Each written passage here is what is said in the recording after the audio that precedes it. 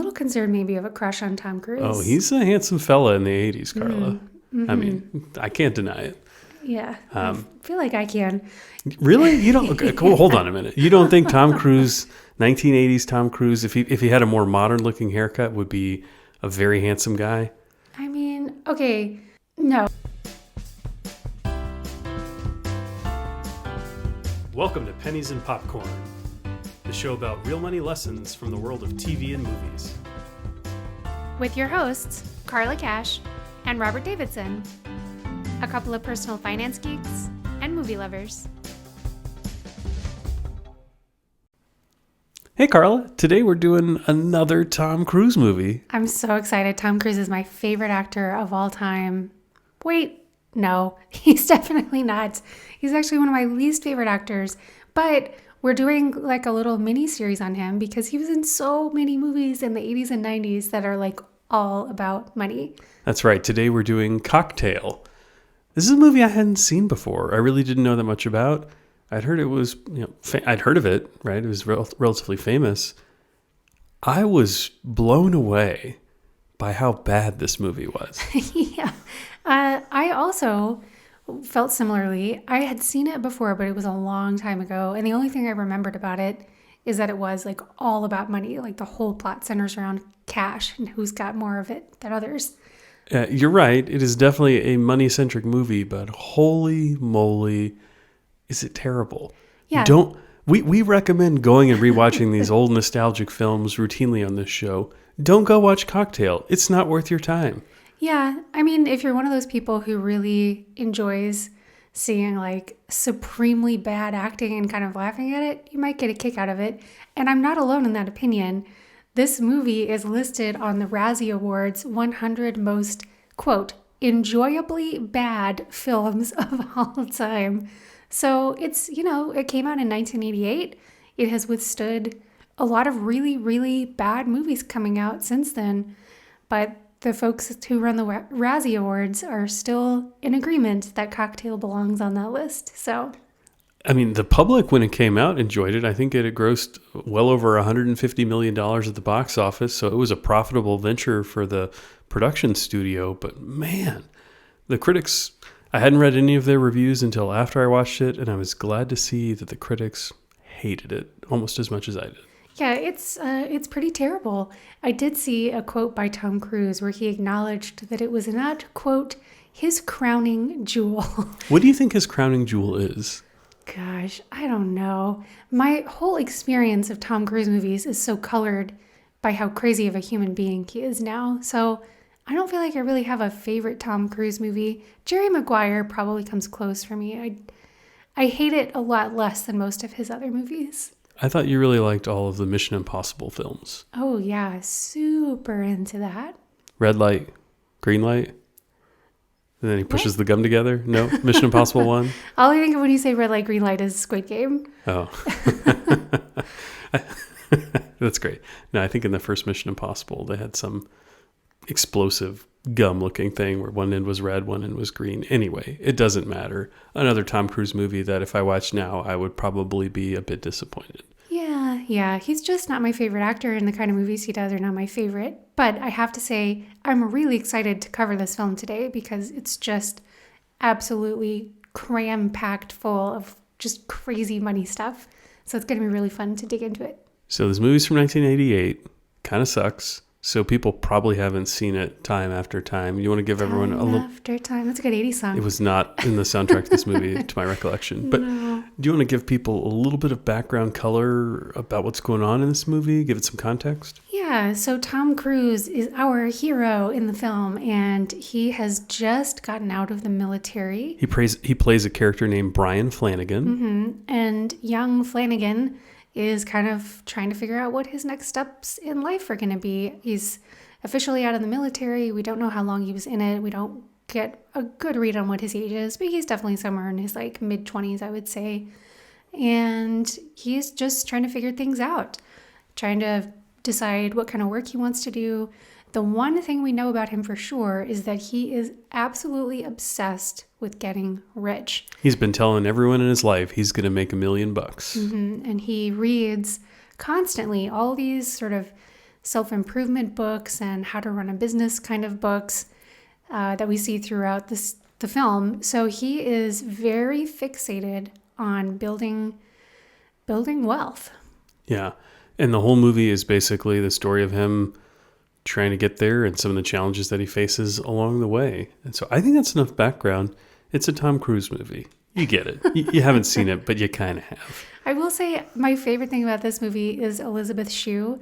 She won a place in my heart with her role in The Karate Kid, and I've liked her ever since. I didn't know she was in that, but when I saw her in the movie, I was like, oh, it's the girl from Back to the Future, like the new girlfriend for Marty McFly in the second and third one. Yeah, she was their replacement Jennifer, I think, in the sequels.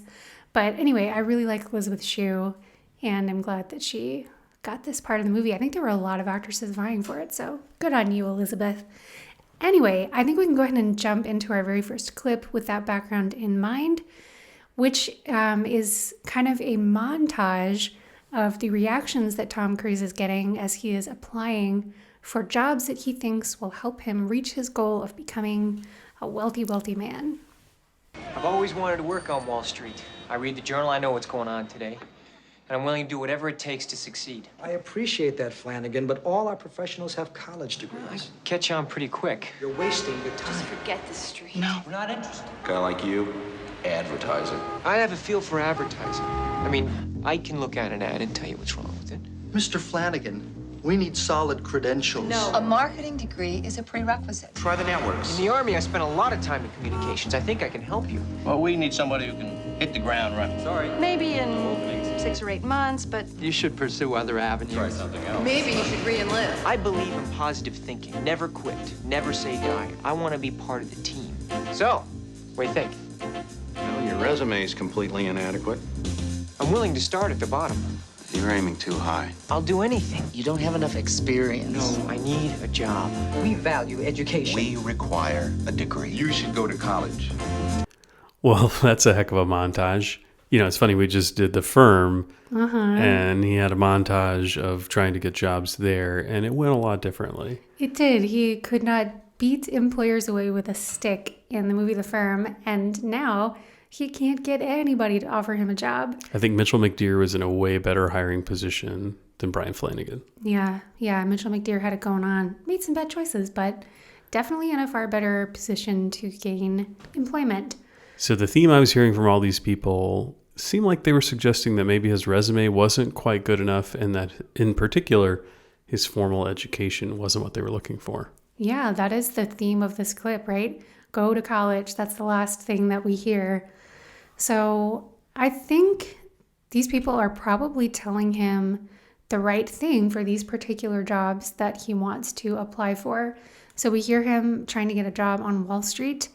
From everything that I have ever understood, and based on some research that I did for this episode specifically, I think he's just completely barking up the wrong tree there. It is a prerequisite to have at least a bachelor's degree in finance or accounting or something along those lines to get a job on Wall Street. A lot of folks who get these kind of investment banking jobs have an advanced degree, some kind of graduate program under their belt. Is that true even today, like 34 years later? I would imagine on Wall Street for sure, but what about in the advertising space? Well, I'm talking about in the advertising space as a very different story. It seemed as though he was trying to, he wanted to start at Wall Street. That wasn't going to work. Someone said, you seem like more of an advertising guy. He went to advertising. They said, no, you're not that either. Yeah, I think it was probably good advice, whoever told him on Wall Street that he should check out advertising, because at least in today's world, you do not have to have a degree in marketing or communications or anything along those lines to get a job in advertising. Now, does it help, especially if you're trying to go to some of these top firms? Of course it does, but you could get your foot in the door for sure doing some of these jobs in the advertising arena, especially these days with digital marketing. I mean, I think a lot of these places want like a 17-year-old kid, right? Like somebody who's got their finger on the pulse of what's young and what's hip. I have to imagine the companies, their clients who are hiring them aren't exactly hoping to be in a meeting with somebody who can't rent a car without paying an extra fee. But maybe I'm wrong. Yeah, I just don't know from personal experience. I've never been in the advertising arena, But it does strike me as something that is very much worth exploring from him. Now, it does seem like he's shooting for like the top of the top at the kind of firm where they probably would prefer some kind of a college degree. But I think he should probably like go a few rungs down the ladder and just see what sticks. Well, I think good for him, right? He's just left the military. He's looking for a job in the private sector. He thinks he's qualified. He has the confidence. He's got the look of Tom Cruise and the charisma that goes along with it, right? I'm a little concerned maybe of a crush on Tom Cruise. Oh, he's a handsome fella in the 80s, Carla. I mean, I can't deny it. Yeah, I feel like I can. Really? You don't? Okay, cool. Hold on a minute. You don't think Tom Cruise, 1980s Tom Cruise, if he had a more modern looking haircut, would be a very handsome guy? I mean, okay, no, I can't unsee everything that I know about his personality. And Okay, you're just lying. Yeah, You're just lying. I can't unsee it. It's just there. Also, I mean, he's got that middle tooth. Yes, I was going to say, if you haven't Googled this, you have to go Google this immediately. Like, stop the podcast and go look. Tom Cruise's teeth are very, very strange. Instead of having like your two middle teeth sort of meet in the middle like most people has, he just has one very large tooth directly in the middle of his face, like perfectly underneath his nose. Once you see it, you can't unsee it. So it's a thing. Go Google it. Anyway. You're so harsh. Anyway. So back to the money stuff. Well, Tom Cruise, I think Brian Flanagan, he's got all this confidence and charisma. People seem to like him. It's, as we learn in his role as a bartender, it certainly is a wonderful asset that he has. And I think he could get hired for a job that he's underqualified for simply due to his personality. So I say good on him for trying to go find out what the market's about.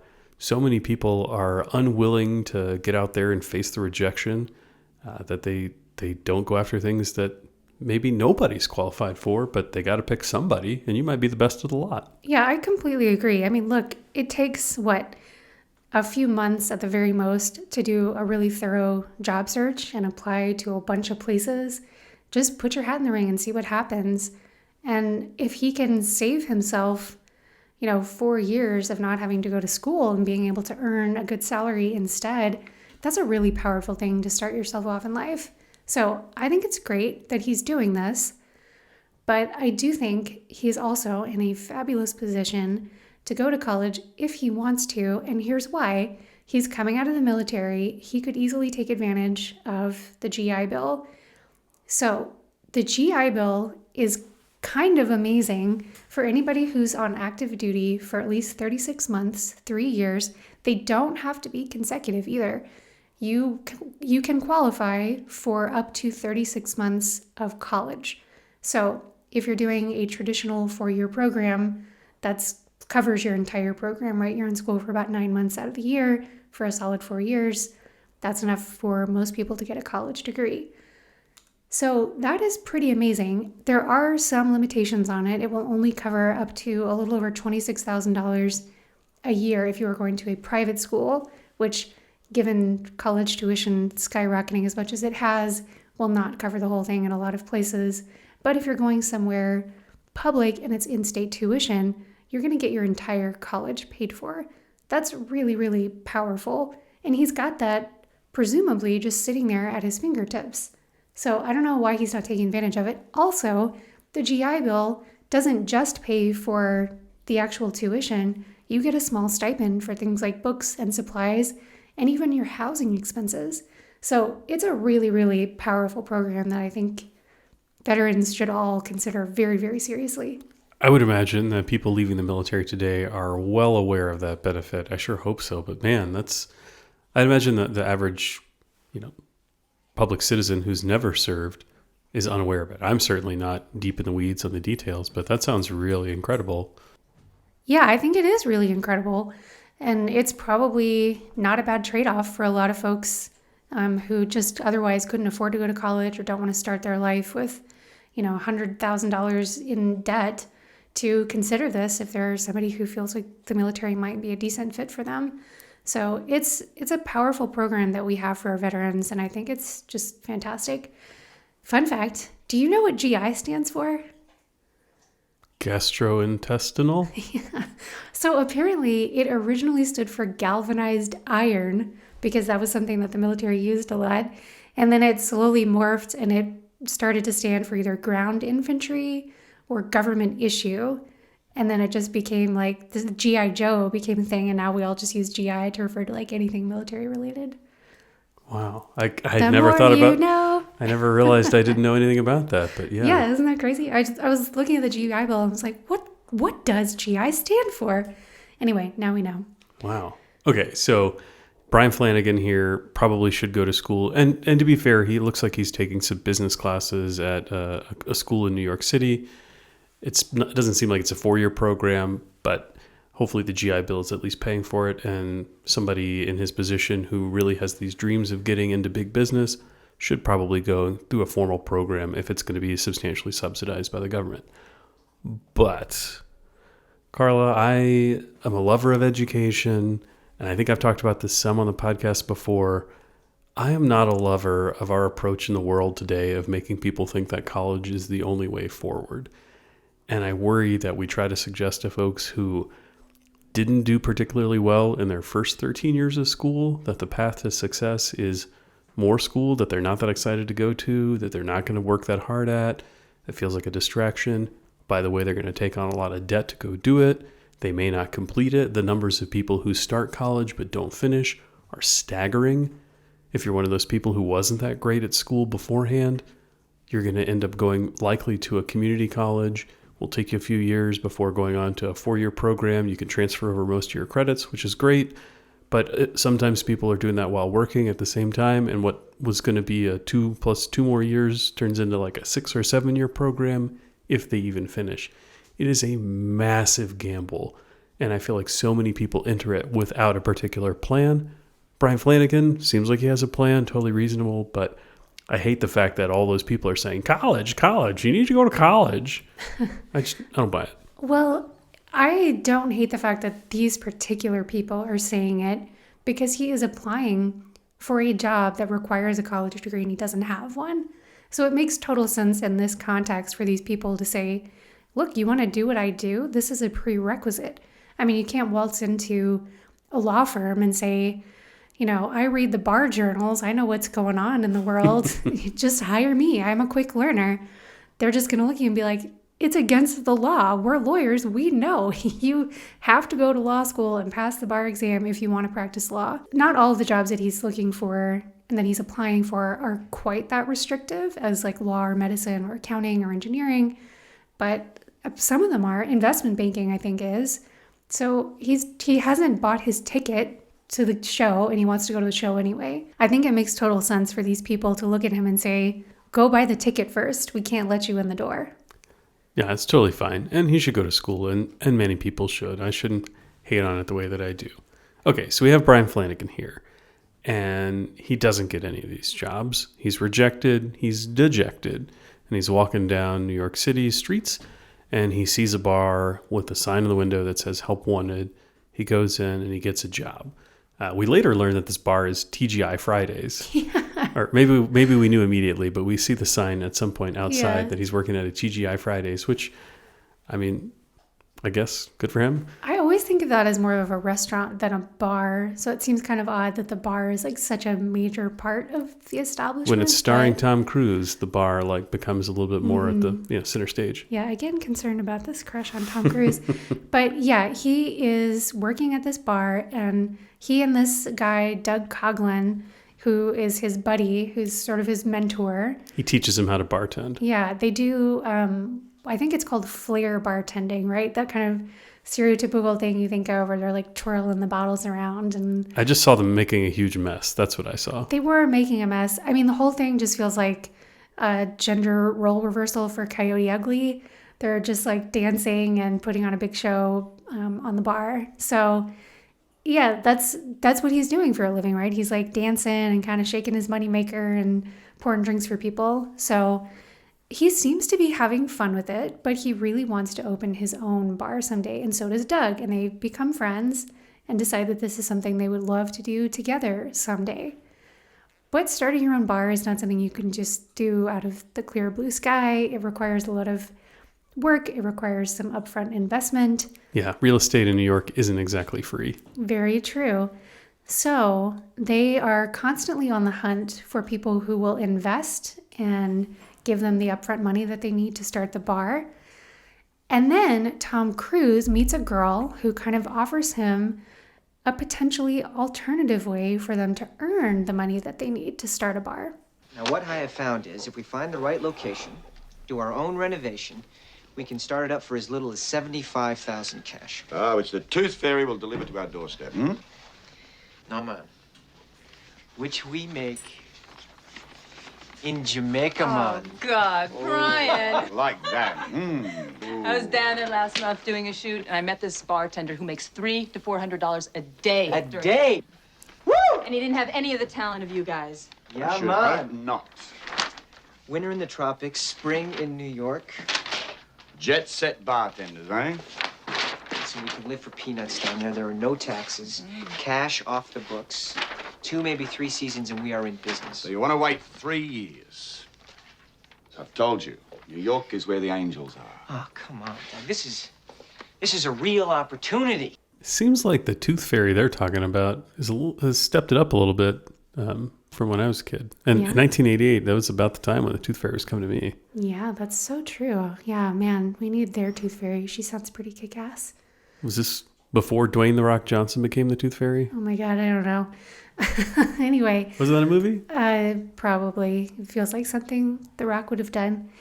Okay, so they are talking about going down to Jamaica because apparently they can make $300 to $400 a day doing their bartending routine down there.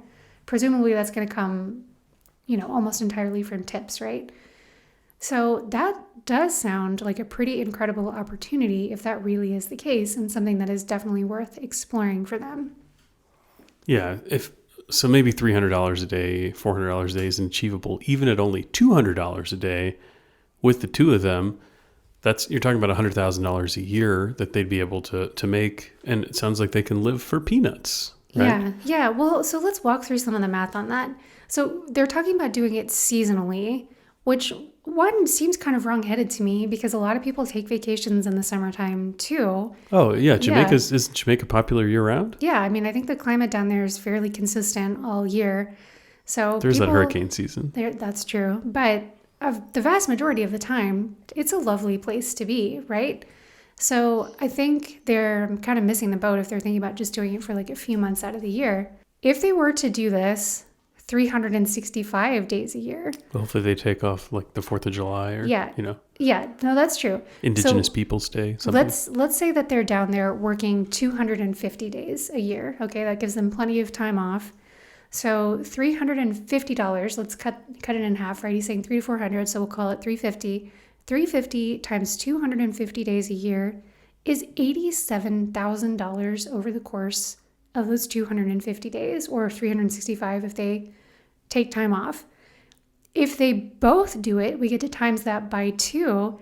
So we're looking at $175,000. I mean, if they only need $75,000, they could do this for a year and then go, surely they can live on the $100,000, no problem. Yeah, it just seems wild to me that they're not sitting down and doing some math. I think this is such an important lesson for people to learn, right? Like, just sit down and do some very, very basic multiplication, division.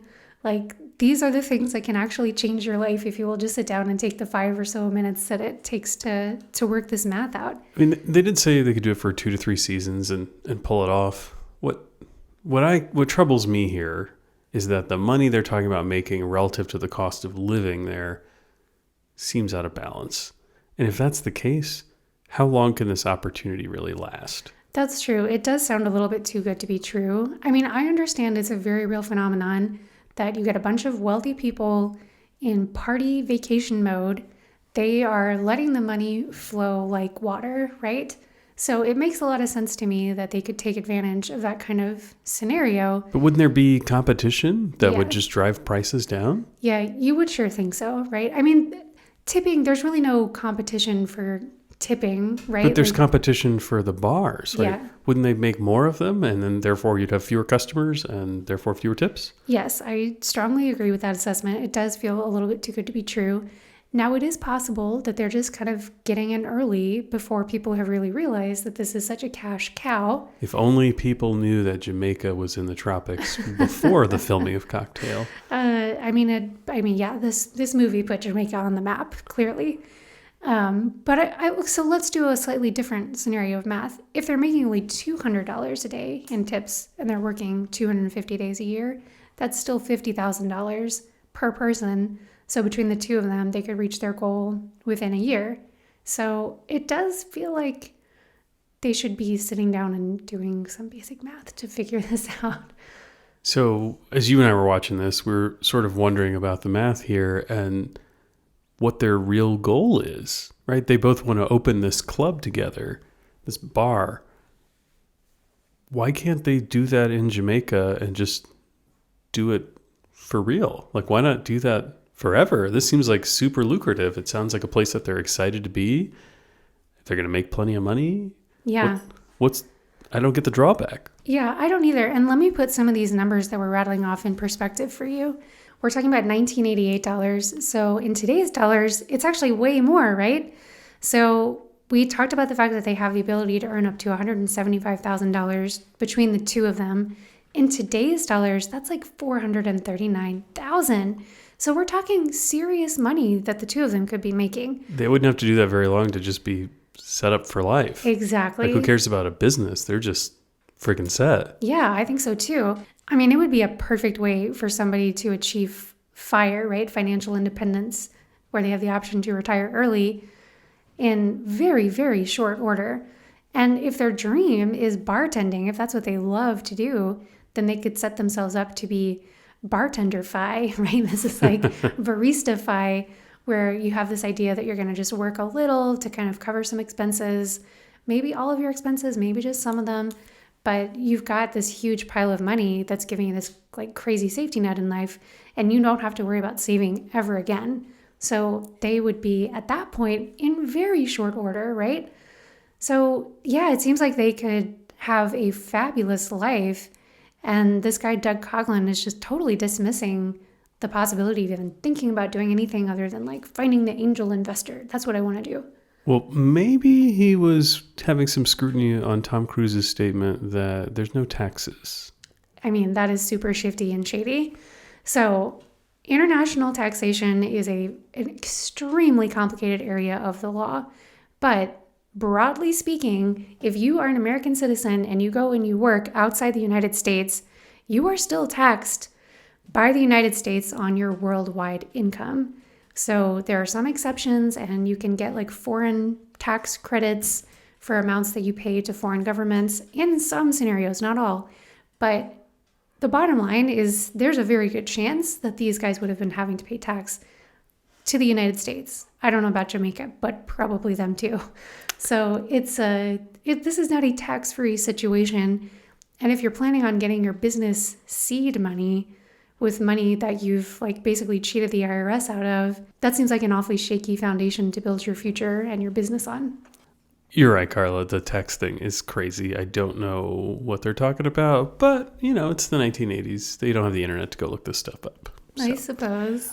What I think is kind of funny, though, is Doug's obsession with these angels, right? I think that at one point at the beginning of the movie, he says something like, within 1 square mile of here, or within a mile of here in all directions, there's like the largest concentration of wealth in the entire world, or something like that. And he has this idea that by serving people, at TGI Fridays, they're going to have all of these gazillionaires walking in the door and see how just awesome they are and give them the seed money to go start their business. And I don't get it. I completely agree. I think it's very unrealistic to expect that just because they're good at flair bartending that somebody's going to walk in and be like, here's $75,000 for you to start your own bar, right? In fact, we see in the movie, there is a guy who sees them performing at TGI Fridays and is like, hey, you guys are great. You know what I want from you? I want you to come work at my bar. And that feels very realistic, right? They are good at what they do. They bring in customers. They make customers happy. But why would anybody be like, I'm going to give you the money to start your own bar versus why don't you come work for me as a bartender in a different place? So, yeah, I don't know why they're expecting some angel to come in and give them a bunch of money that they haven't demonstrated any ability to do something valuable with. I'm sure this sort of thing happens, but I think the odds of it are just really, really small. And I think their Jamaica idea is a good one. So guess what happens in the movie? Brian Flanagan, Tom Cruise, he goes down to Jamaica and he starts to bartend. And he seems like he's doing really well there. He's successful. He's meeting people. Seems like he's having a good time. He and Doug had a falling out, of course, and Brian was down there by himself doing his thing. And our next clip is a interaction between Tom Cruise's character and a girl he has a thing with. Elizabeth Shue. Yes, and they're just talking about, he's still obsessed with money and trying to go make it big. Yeah, and they're sort of looking at all these everyday objects around them and pondering that there must be some millionaire who's invented all of these things. What about these plastic things at the end of these laces? It's probably got one of those weird names, too, like Flugelbinder or something. Flugelbinder, right. We sit here, and we're surrounded by millionaires. You rack your brains day and night to try to come up with a money-making scheme, and some guy corners the Flugelbinder market. Aw, poor baby. He's frustrated. You get a bar job to keep your days free for your real gig. After work, you're so charged up, have a few drinks, hey, it's party time. Days get shorter and shorter, nights longer and longer. Before you know it, your life is just one long night with a few comatose daylight hours. Your Flugelbinder is out there waiting to be discovered. Waiting. You think so? I do. Carla, what's your Flugelbinder? Okay, I don't have a Flugelbinder in mind, but the little plastic thing or metal thing or whatever material it is at the end of a shoelace is not called a Flugelbinder. That's false. I watched a movie about this. It's called an aglet, which is some sort of derivation from the French word for needle, which makes sense. And it was invented, at least supposedly. There's actually stuff on the internet suggesting that it probably went back a really, really long way, which would make sense. But the guy who really gets all the credit for it is a man named Harvey Kennedy, who really popularized the idea. Is this what made the Kennedys so wealthy? I don't think it was any relation, but maybe, I don't know. Anyway, he did this in the 1790s. So this is quite a long time ago. He did make a lot of money off of it. So according to everything that I saw, he's typically credited with making about $2.5 million from the aglet in the 1790s. No, sure, Yes. that's today's dollars. No, in today's dollars, that's like 80 million. So, I mean, I guess that would make sense. It is a massively useful product that pretty much everybody on planet Earth uses every day. So I suppose it's possible, but I don't know. We're going to put an asterisk on this one. The internet might be lying to us. Yeah, surely the Flugelbinder guy didn't make that much money. Robert, it's called an aglet, and I need you to use the correct terminology from now on. I've heard it both ways. Anyway, so he is right that we are surrounded by objects all day, every day, that somebody invented that probably made that person a lot of money. But inventing in general is not a super successful pathway to wealth. So I found some interesting statistics about this. All you need is a good idea, Carla. All you do need is a brilliant idea, I would add that. And maybe a little bit of luck. So the first Google result that comes up when you look at this is that between 1% to 5% of all products that are invented actually turn a profit. But if you dig a little bit deeper, I think that number is actually very misleadingly high. And it sounds low already, right?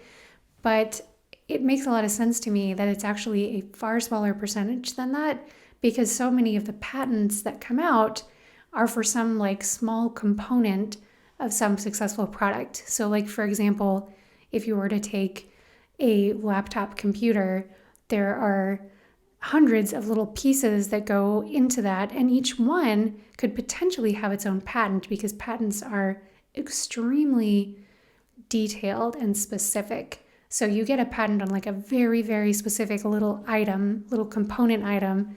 And if you're part of like a MacBook, then yeah, your product is going to be really successful. But are you really an inventor if you're the guy who comes up with that like one little component? Hell yeah, you are. If you're the Flugelbinder guy, you are. What are you talking about? I think if you put all of those things together, you have one successful product, right? But you're probably not getting super, super wealthy making some teeny tiny little cheap part of a laptop computer, right? You're probably turning a profit, but you're not getting like Flugelbinder, and by that I mean aglet, rich, right? So I think it's misleading to say that like 5% of all inventions are going to strike it rich. I think when people think of inventions, they think of the kind of thing you see on Shark Tank, right? Like a scrub daddy. We're talking about the Segway here. That's what I'm thinking about. Or one of those things that goes between your car seat and the console to keep things from falling down it. These are the Shark Tank products that I can think of off the top of my head. But those are the kinds of things that people think of as like, oh, I'm going to be an inventor, come up with something like that and hit it big.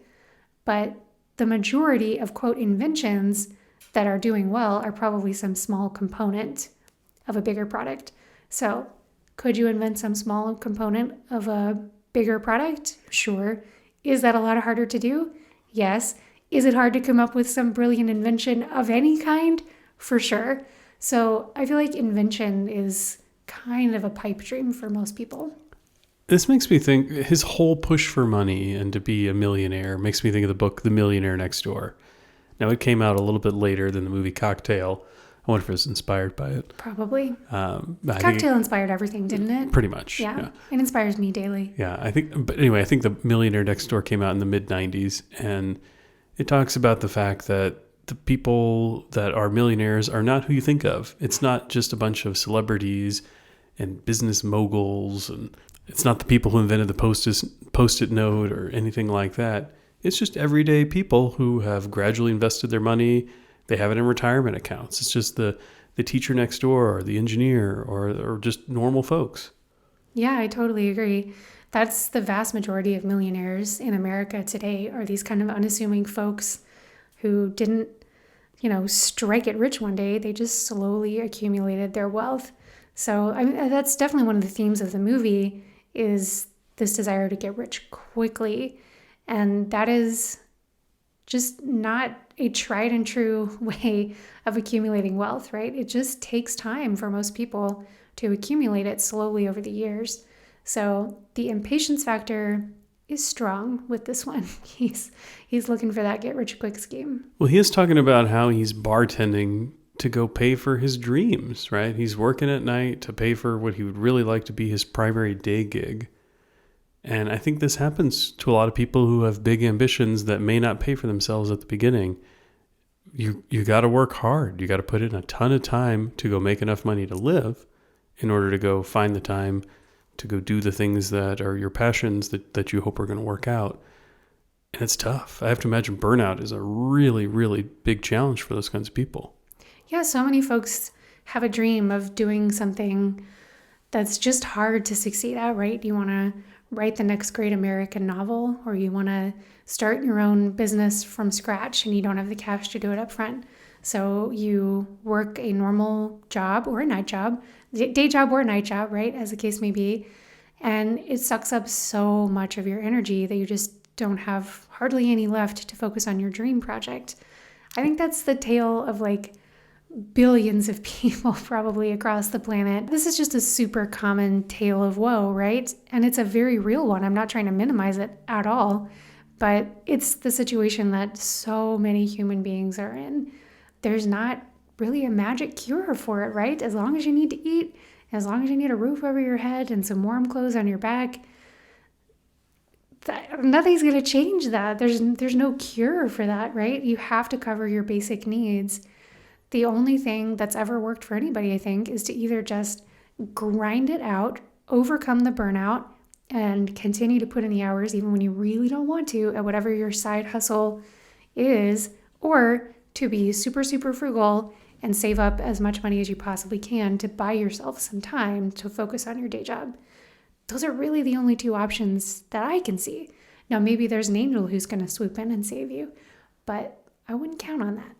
Well, that actually is what happened with Doug, right? So Doug and Brian, they reunite. They get back together as buddies. They seem almost like frenemies, actually. Totally agree. These are like the OG frenemies. Yeah, but they reunite and get together because Doug has met his angel. He's married into some wealth, and he starts a bar club kind of thing, and it appears to be pretty successful.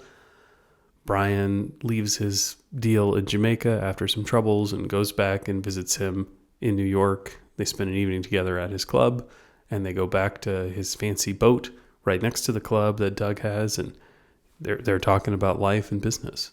All this is an illusion. I'm on my ass. I haven't got a pot to piss in. 100 grand a week. Painful. Should have read some of your sacred books, young Flanagan. The only thing I know about saloons is how to pour whiskey and run my mouth off. I knew nothing about insurance, or sales tax, or the building code, or labor costs, or the power company, or purchasing, or linens. Everyone with a hand stuck it in my pocket. You must make enough to cover that. If I'd stuck to what I know best, which is almost nothing. Instead, I put all the cash into commodities and blew the fucking lot. On the margin, buy, cover, buy, cover. I wanted it fast. Man, it's a tough clip to listen to. Yeah, Doug seems so happy with his life. And we learned he is very much not, and the movie takes a very dark turn. So, I mean, the main underlying theme here that I think we should address is this urge to just make it all happen so quickly. I mean, Doug had absolutely everything that he had dreamed of, right? He won the life lottery. He found this angel investor. I mean, I don't know if he won the life lottery. It seemed like his version of Coughlin's rules were not that great, right? But the woman he married did not seem like they didn't seem happy together one iota. That's true. She does try to cheat on him with Tom Cruise, who's Doug's best friend, supposedly.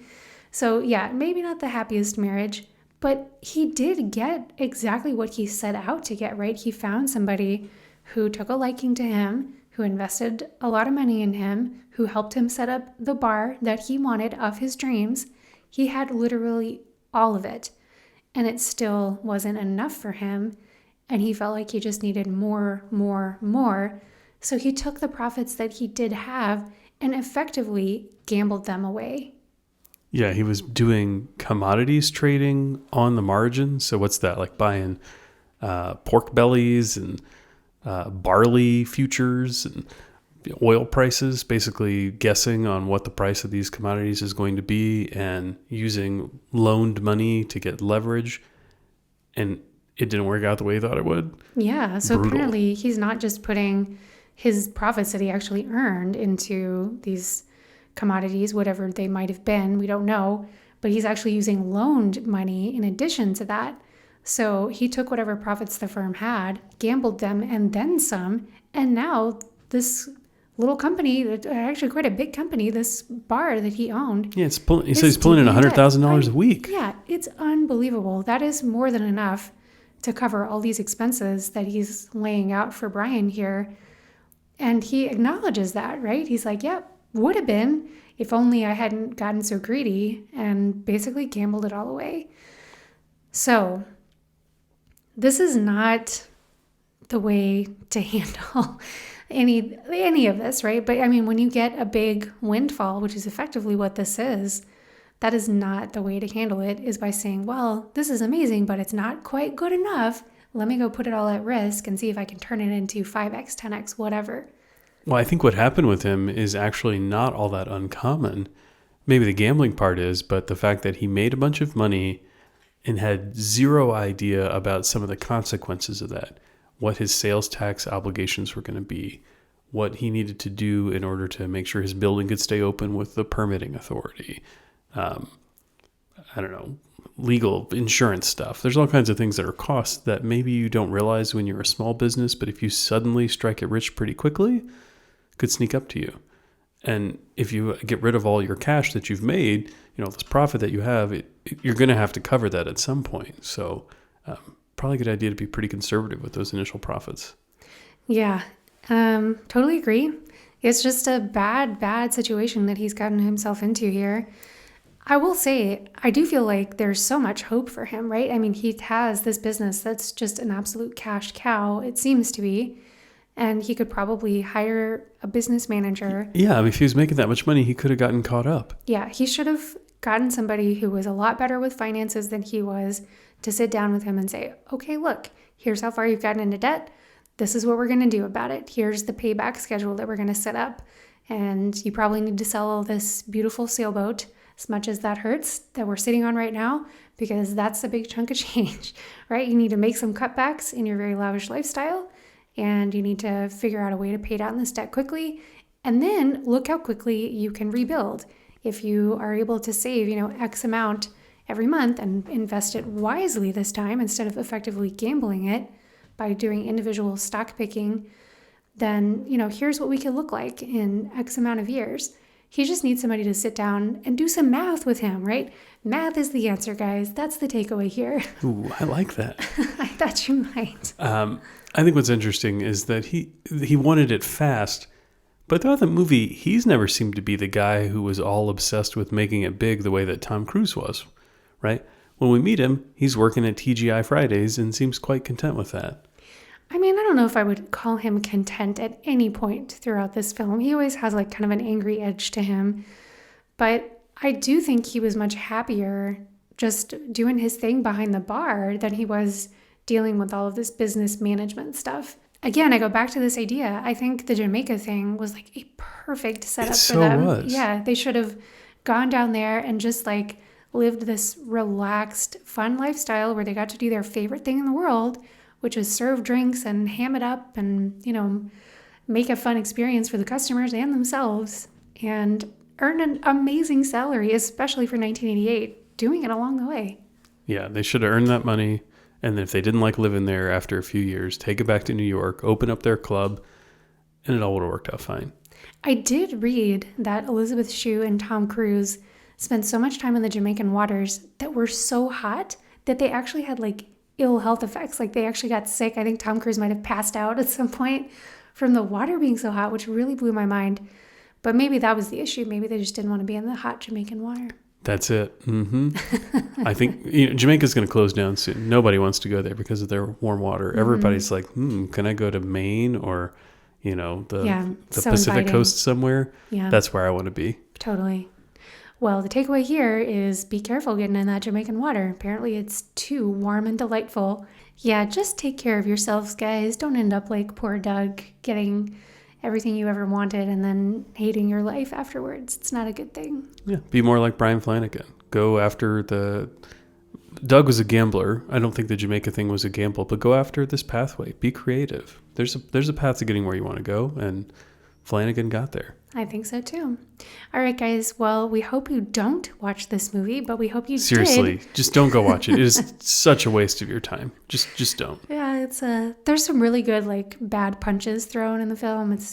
The plot is terrible. I mean, the acting wasn't particularly great. I don't know. It's enjoyably bad, Robert. Enjoyably bad. No, but it wasn't. I don't like good movies. I like terrible movies. You know my taste. It's awful. Don't go watch this anymore. All right, everybody. Well, we hope you did enjoy this episode, even if the movie is total crap. And we will catch you next week. Thanks, everyone. Take care.